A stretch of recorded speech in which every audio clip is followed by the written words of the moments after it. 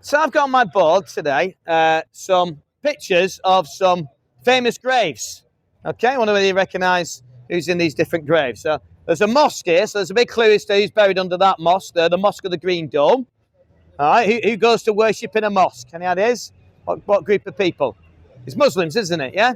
So that is actually where Muhammad is buried, isn't it? Yeah, he's buried in the Mosque of the Green Dome. This is where Krishna, I don't know if you've heard of Krishna, of Hinduism, that's where he's buried. There's a shrine there. This is where Charles Taze Russell, the inventor of the Jehovah's Witnesses, is buried. And this is where Joseph Smith is buried. And think about all these guys, Muhammad, Krishna, Charles Taze Russell, Joseph Smith, they are all dead, aren't they? They're all in the ground, yeah? Now, forgive me, but I'm not going to follow Muhammad because he's dead. I'm not going to follow Krishna because he's dead. I'm not going to follow Charles Taze Russell because he's dead. I'm not following Joseph Smith because he's dead. I'll follow the only one who hasn't got a grave. All right? The one who beat the grave. And that's Jesus Christ. Yeah? He rose to eternal life and he's up in heaven. Okay? And people physically saw him alive from the dead. That's what turned the disciples around. Because they'd just gone all back to their own jobs. They'd gone back to fishing and all the rest of it. And they're like, it's not for me, this. Because the person we thought was going to kick out the Romans and establish rule in Israel is gone. You know, he's dead. But then Jesus came back to life and it changed their minds. And they all went to their deaths. And they were given a choice. Stop preaching the resurrection or we're going to kill you. And they said, no, we're going to carry on preaching the resurrection. And they were killed. And no one dies for what they know to be a lie. So if they've stolen his body, and that's why there's no body for Jesus, then they knew it was a lie. So, but they didn't. All right? Because no one dies for what they know to be a lie. They died for the truth.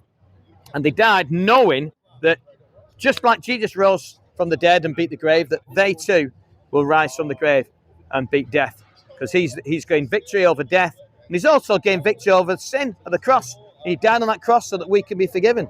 All our wrong things are put on him so that we can be forgiven, which is a great thing, isn't it? What do you think about that, sir? What do you think? Hey? I'm Muslim, but yeah. I like Christians. Yeah. Good. I like Israelis. No problem. Yeah. I want everyone people. Yeah.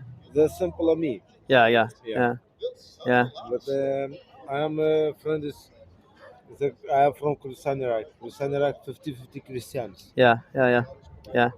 But it's just so like, you know, it's just a beautiful thing, isn't it? That, you know, we know that because a lot of these religions, especially these two, you know, that they're like the things that they have to do, and this one really as well, the things that they've got to do to get into heaven is just nuts.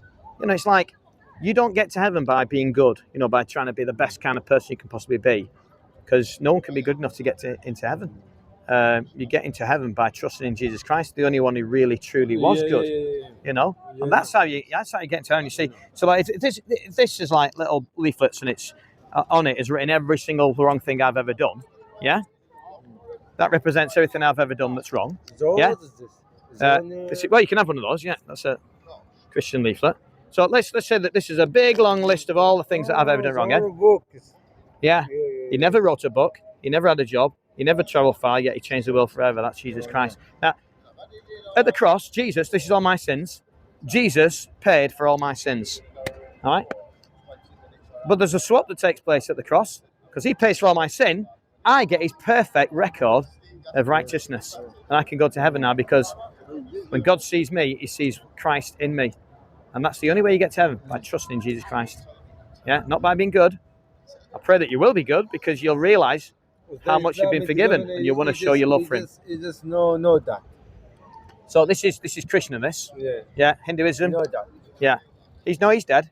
He's dead. It's the guy who's still alive is Jesus Christ, and I've got a picture of his empty tomb here. I should probably put that up, and then people will realise, you know, what's really going on. But I think I've got a picture of his tomb here somewhere, which is empty, and that's the whole point. You see. He's not there, he's risen. So I'm just trying to find it. Got to be in here somewhere. Maybe I've used it on another slide or something. Yeah. But yeah, it's an empty tomb. No, it's not here. Oh, there we go. See? Yeah. Empty tomb. Yeah. Empty tomb. He's risen. Yeah, Jesus is risen. He's not there. Okay. Good. So yeah. So we've got like, you know, The only way. it's the only way. It's the only way. It's like Jesus is the only way to heaven. He said it himself. He said, "I am the way, the truth, and life. No one comes to the Father, but through me." Hey, it's Johnny.